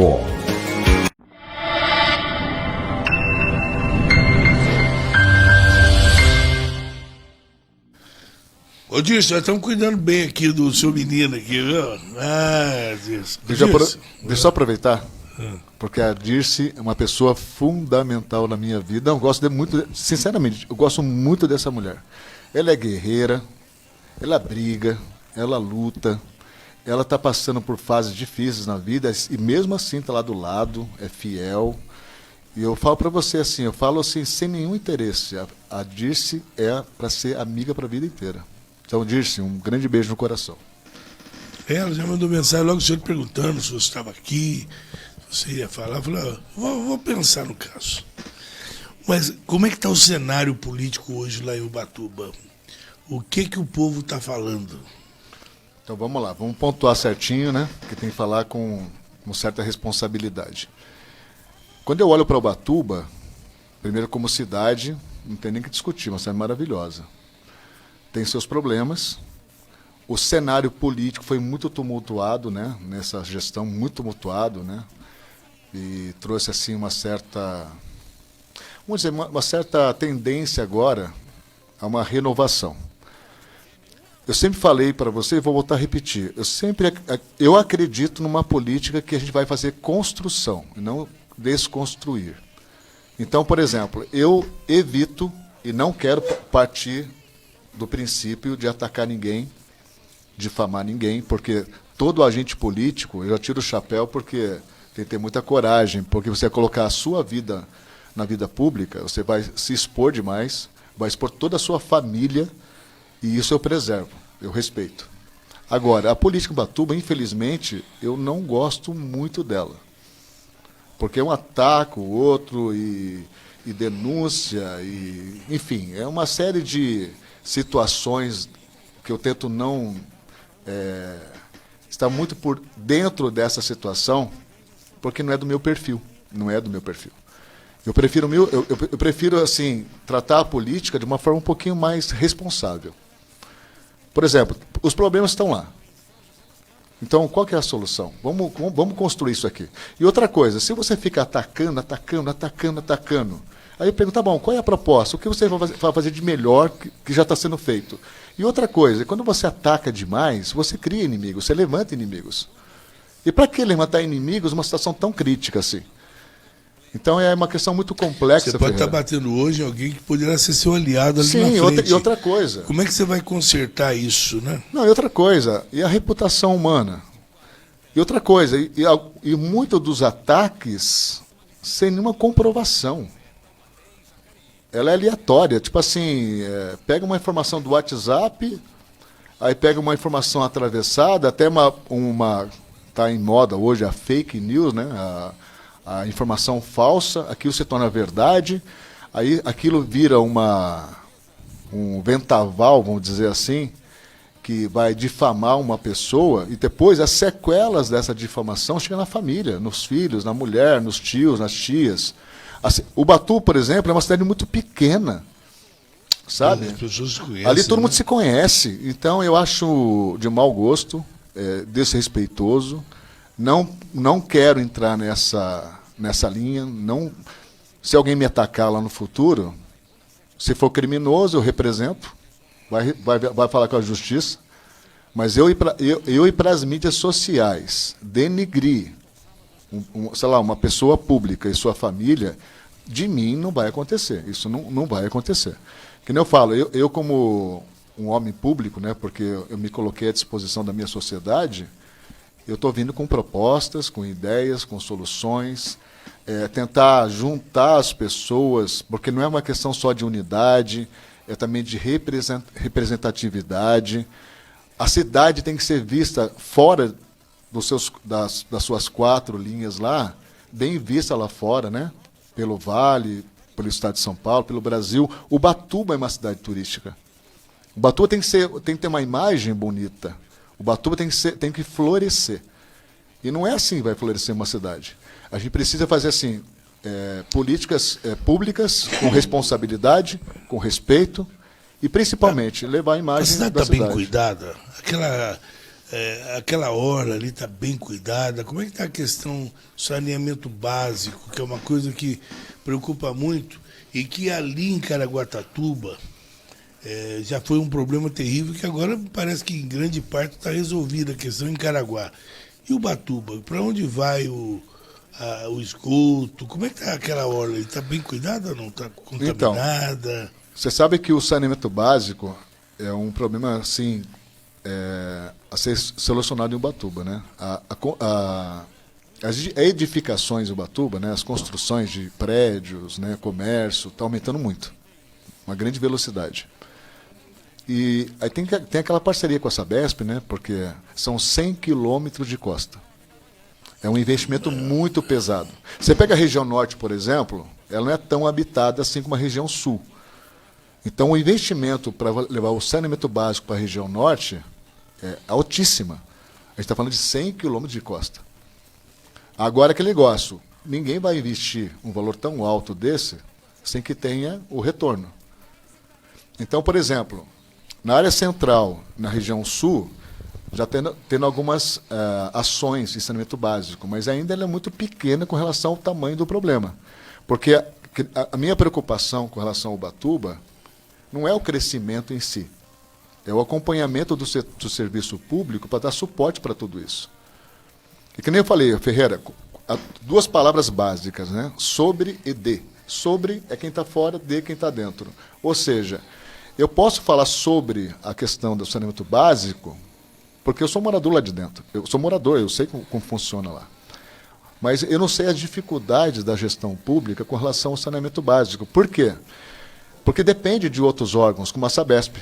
O Sato, no governo Sato, na época que ele era prefeito, ele fez um contrato de 10 anos, se não me engano, milionário para o saneamento básico. Mas eu, sinceramente, eu não acompanhei de perto essa aplicação na prática. Mas eu tenho visto algumas ações em alguns bairros, tipo o Vale do Sol, que estão fazendo lá, tentando fazer o saneamento básico, e tem outras regiões assim, bem delicadas. Na área central, por exemplo, você vai no Itaguá, mesmo no Itaguá tem locais ali, que é um bairro bom, que você vê esgoto a céu aberto. Então, outra coisa, pega na prática os rios, né? Você pega as praias, se não me engano, são 6 ou 7 praias já condenadas, contaminadas. E se a cidade crescer sem que o setor público acompanhe o saneamento básico, a gente vai ter um problema muito sério. Então, eu até prefiro que o... Estou perguntando isso, porque a gente falou muito em saúde esse período todo desse programa hoje. Sim. Não adianta nada você ficar investindo na saúde se você não cuidar... Sim, o saneamento básico é um dos exemplos. Primária, né? Quer ver uma outra coisa que ninguém dá o devido valor? É o esporte. Se você pega uma geração e investe pesado no esporte, essa é uma prevenção lá na frente na saúde. A secretaria, lá existe o quê? Uma secretaria de esporte e turismo? É esporte. É separado, né? Então, mas poderia trabalhar em conjunto as duas secretarias, não haveria nem necessidade de serem duas, sabe? Segundo as informações que eu tenho, menos de 1% lá da receita bruta de Ubatuba vai para o esporte. Então, o incentivo ao esporte ainda é muito precário ainda. A gente vê pelas instalações, né? A gente vê pela estrutura do esporte em Ubatuba. Por exemplo, se uma equipe... Vocês poderiam, através de juntar o esporte ao turismo e realizar ali competições, inclusive com modalidades de praia. Sim. Eu sou defensor... Isso acontece? Sim, em parte. Mas não no potencial que ela tem. Então, um exemplo. Eu sou da arte marcial, eu gosto de esporte, eu amo esporte. Então você pega o esporte, por exemplo, ligado à natureza. Eu também sou paraquedista, né? Eu salto de paraquedas, tudo. Eu tive uma escolinha numa época lá em Ubatuba. Então acontece, se você incentiva o esporte de nível nacional, usando a beleza e a natureza de Ubatuba, então o ciclismo, corrida, triatlon, skate, paraquedismo. Por que não faz? Então, incentivo. Falta incentivo. Então, mas para que existe a secretaria? Fazem o quê, então? Então, vamos partir do princípio. Primeiro que a verba que eles aplicam no esporte é mínima. Então, para que tem a secretaria? Então, essa é uma questão para ser discutida. Porque se a secretaria... o que acontece? Se você faz hoje... tem uma secretaria, então junta as duas. Porque dá para trabalhar duas... né? Porque existem esses municípios aí que eles juntam 3: educação, esportes e eu particularmente, esportes e educação. Eu ligaria o esporte à educação. Porque a educação tem uma verba significativa. Então, em alguns lugares juntam esporte, educação e turismo. No caso de cidades turísticas, né? Eu, por exemplo, desde que era magro, que eu ouço falar que São José vai investir no turismo tecnológico. Eu ouço falar isso. Eu não sabia, por exemplo, que dentro do CTA, uma vez o Ciro Bondesan me levou lá, nós temos um museu a céu aberto lá dentro. E temos um outro fechado lá dentro para exposição. E a gente não tem acesso, porque fica fechado só para eles. O museu está pronto, falta um trabalho de planejamento para que as pessoas possam vir e visitar. Só para você ter uma ideia, isso bem no começo, quando eu montei a primeira escola de paraquedismo em Ubatuba, tem uma atividade de paraquedista, a gente chama bug. A gente pega vários paraquedistas do ranking nacional e internacional, leva para Ubatuba lá, faz um bug. E naquela época a gente levou assim uma quantidade significativa de paraquedistas, sabe? Inclusive estrangeiros. Aí você imagina a movimentação em hotéis, restaurantes, uma série de coisas, né? A economia através do esporte ligado à natureza. Eu, sinceramente, Ubatuba perde muito. Inclusive o paraquedismo tem uma mídia nacional e internacional gigante. Eu sempre defendi isso, levar Ubatuba lá para fora, porque qual que é a riqueza de Ubatuba? A riqueza de Ubatuba é a natureza, são as praias, os rios, a sua vegetação. E eu falo assim, pô, a gente tem uma riqueza tão grande, e a gente pode usar essa riqueza, preservar o meio ambiente, ligar o esporte à natureza, porque não agride a natureza, e você fazer um setor econômico, por exemplo, através do esporte. Então a gente tem gastronomia, a baixa temporada, fazer... Vai lá, fecha a parceria com uma rede de televisão aí, fecha aí com a... Agora tem o SBT aqui também, com a Record, para fazer cobertura de lá, a vanguarda. Tem muitas possibilidades, muitas. E isso aí atrai gente do Brasil inteiro, hoje com a internet. Já pensou, todo mundo ganha.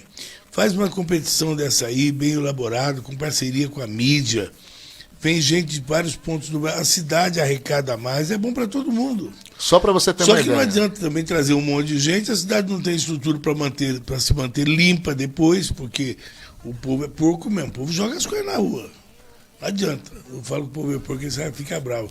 Mas é que tem o porcolino. No meio do povo sempre tem o porcolino. Aquele que faz questão. Aquele imbecil que joga na rua e fala assim, mas se eu não jogar na rua, não tem serviço pro gari. Pô, agente ambiental. Mas tem esses imbecis, você sabe que fala isso. Sempre tem isso. Então você tem que dar cobertura para poder apagar a fogueira desses imbecis aí. Então, mas esse tipo de coisa que a gente está discutindo aqui, conversando aqui, são coisas que, para você que tem essa pretensão e que aí está se colocando como pré-candidato a vereador, você tem essa consciência, essa visão para de lá de dentro da Câmara ajudar a monitorar isso. Com certeza. Inclusive, eu tenho um sistema de trabalho. O primeiro ponto é a acessibilidade do atendimento, tá? Com relação à população e as suas dificuldades nas suas regiões, porque é uma região muito grande, né? 100 quilômetros. Você gostaria de mexer com isso, trabalhar, organizar esse tipo de coisa? Com certeza. Vamos supor que você vença as eleições lá e o prefeito em questão que for ver, você chama e fala, olha, eu gostaria que você viesse para ser meu secretário, vamos juntar aí turismo, educação e esportes, você vem, vai ser o meu super secretário aqui, cuidar dessa área e você abre mão da sua cadeira, deixa para o suplente. Você faria isso? Ô, Ferreira, eu sou muito sincero no que vou te falar. Quando me proponho a fazer alguma coisa, primeira coisa, eu dei minha palavra àquelas pessoas que me apoiam. Então, eu assumi um compromisso com elas. Então, primeira coisa, eu vou assumir o compromisso que eu peguei. Eu não vou abrir mão disso. Agora, por exemplo, nada me impede de fazer o mesmo trabalho dentro do Legislativo. Porque, por exemplo, tem lá os atributos do Executivo, tem os atributos do Legislativo. Mas eu posso, dentro da minha esfera, influenciar positivamente dentro do Executivo para que essas ações aconteçam. O secretário que estiver lá não vai aceitar interferência. Mas aí é uma questão de ego. A não ser que você indique o secretário. É uma questão de ego. O prefeito, eu te dou apoio aí, mas o secretário é meu. Não, aquele negócio, o prefeito é o prefeito, ele que manda. Se ele quer fazer, ele faz. Agora, quando eu entrei no meu partido, eu pedi independência. E eu quero continuar independente. Agora, a questão de você assumir um cargo tem os interesses pessoais, né? Olhar para o próprio umbigo, olhar para uma sociedade. Eu estou olhando realmente para a sociedade. Até porque a primeira vez que eu vim aqui, eu falei claramente para você que eu não dependo da política para viver. Agora, um grupo de pessoas, que não é fácil você fazer uma pré-campanha e uma campanha, não é fácil você conquistar a confiança das pessoas. Aí você entra e sai e deixa as pessoas ali. Eu tenho um compromisso com elas com relação a desenvolver a minha cidade e a minha sociedade. E sem hipocrisia nenhuma. E eu vou fazer isso. Então, acho que primeiro eu dei uma palavra, eu tenho que cumprir, né? Agora, o prefeito, se ele quiser desenvolver e querer minha ajuda, tem várias formas de a gente poder ajudar. Tem várias formas. Agora, tem que ter uma coisa que eu vejo no setor público, Ferreira, que está faltando hoje, é chamar a palavra vontade. É vontade de fazer. E diminuir um pouquinho o ego das pessoas. Olhar um pouquinho mais para o todo, e não para uma parte. Eu tenho certeza que eu vou enfrentar muitas dificuldades. Mas eu falei aqui uma vez, vou falar mais uma vez. Eu não sou covarde. Eu sempre tive ações. Eu sempre busquei enfrentar todas as circunstâncias que eu digo assim, são adversidades que eu tenho que enfrentar. E eu vou enfrentar. Agora, logicamente, que eu estou indo para somar, para construir, trazer propostas, projetos, dar ideias, fazer parte de uma mesa de decisões, mostrar um norte. Agora, a maior barreira que eu encontro numa reunião, primeiro é o ego. Porque todo mundo quer ser o pai da criança. Ninguém está preocupado. Eu não estou preocupado com isso. Eu estou preocupado em que aquela melhoria chegue na pessoa que precisa. Agora, você quer ganhar dinheiro com Ubatuba? Pô, o que é o forte Ubatuba? É a natureza. O que a gente pode fazer para aproveitar essa potência da natureza? Esporte é uma delas, não é a única. Gastronomia. Fazer uma cidade bem estruturada para receber o seu turista. E aqueles que vão ficar, por exemplo, os aposentados. Ubatuba é maravilhosa para se aposentar. Mas como está o sistema de saúde? Tem estrutura para aguentar? Tem uma UTI? Então a gente tem muitos problemas ali. Agora vamos achar a solução. E outra coisa, porque a gente não tem aquela política do legislativo brigar com o executivo. Não é isso. Não é isso. A gente tem que achar um equilíbrio. Logicamente, se houver alguma resistência ilícita ou alguma resistência, sei lá, com segundas intenções, a gente tem que enfrentar isso. Milton, quero agradecer a sua presença mais uma vez aqui. Hoje o papo foi bacana, voltado para a saúde. Eu estou informando, estou recebendo informação aqui agora, vamos confirmar isso, porque mudou muito, o pessoal mexe muito na legislação. Que a gente vai poder sim continuar recebendo pessoas pré-candidatas, desde que não peçam votos. As pessoas já sabiam, né? Mas é tudo muito inseguro. Você pergunta hoje, as pessoas não sabem. Mas podendo, eu quero que você volte aqui mais vezes até chegar à boca da eleição. Obrigado por ter vindo. Cuida bem de Ubatuba e vai devagar. Vai devagar. Chega inteiro em casa. Obrigado pela presença, viu? Bom, Ferreira, a recíproca é verdadeira. Obrigado por abrir a porta pela segunda vez para mim, dar essa oportunidade. Eu tenho maior admiração por você mesmo. É um homem muito capacitado, preparado. E agradecer a todos que me ouviram aqui e a toda a sua equipe. Obrigado. Esse é o homem. Você não nasceu lá, né? Onde? Você não é ubatubense. Não, eu sou ubatubano. Ubatuba. Eu nasci no Rio de Janeiro. Você é carioca. Aí eu fui para Caraguá. Flamenguista. Flamengo? Roxo? Flamenguista. É roxo? É roxo. Não, outra coisa, né? Eu fui para Caraguá, fiquei até os 7 anos de idade, 8 anos mais ou menos. Aí aprendeu um pouco lá com... Aí meu pai foi para Ubatuba. Aí de lá não saí mais. Tá bom, gente. Na sequência você fica com Japan Pop Music, com o Roberto Kiko. E amanhã, a partir das 8, tem Ciro Mondesan. A partir das 9, estaremos aqui com muita gente bacana aí do Vale. Acabei de receber aqui um recado, aqui um pedido para entrevista de um pré... Olha de onde o pessoal vem de longe. São José do Barreiro ou São João do Barreiro? Terra do meu pai. São José do Barreiro. São José do Barreiro. Então, Rodrigo está pedindo espaço lá. Vamos ver se der certo, viu, Rodrigo? Você pode ficar à vontade. Né? Tá, aqui todos falam aqui. Chamou, falou, tá tudo certo. Um grande abraço. Amanhã a gente se fala e a gente se vê. Tchau. A gente se fala, a gente se